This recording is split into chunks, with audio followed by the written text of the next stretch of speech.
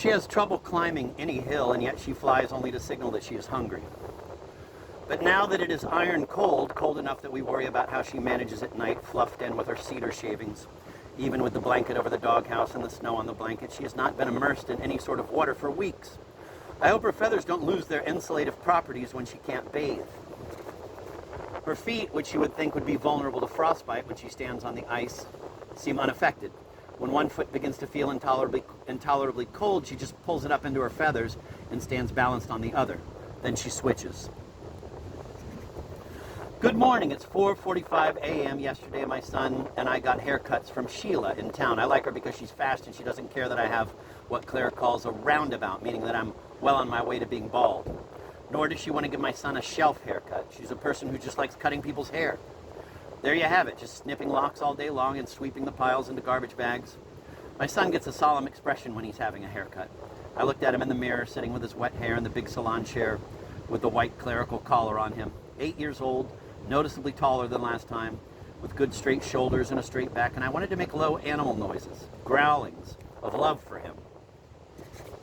I can't call him pet names like Dr. Van Duzen anymore in public. He has forbidden me. I now must call him simply Henry. Henry it is. I asked Sheila what she thought of the siding that was going up on the old Congregational church in town. She nodded approvingly and said, "Low maintenance." Sometimes if Sheila's closed or booked up, Henry and I go to Ronnie's barbershop. The first year we lived here, we went to Ronnie's father, also named Ronnie, a man who nodded and pursed his lips as he snipped. The father retired and the son took over. The son scowls all the time. He's one of those people whose mouth falls into a scowl, although in fact he's fairly upbeat. He uses his father's old-fashioned cash register, which makes a ringing sound when you push down the keys.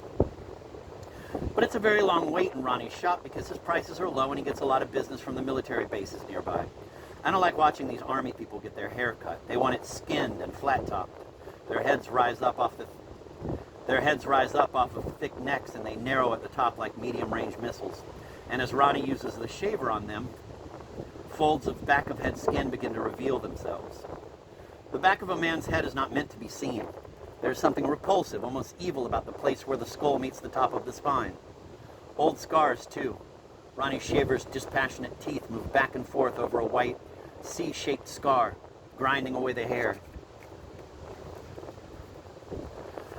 I asked Ronnie why people want their hair so short, and he said it was convenience. People don't want to spend time with their hair. Ronnie is mistaken, I think. These men are self-primpers. Every 2 weeks, they are willing to drive all the way to Oldfield and wait for an hour in a chair, staring at their enormous square knees, insisting that their hair be as short as it can possibly be. Whereas I get mine cut and then I forget about it for 5 months. They seem to enjoy the prickliness. You see them fondling their skulls when they walk out the door.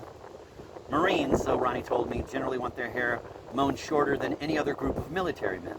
They want to look like penile tubes of warmongeringness.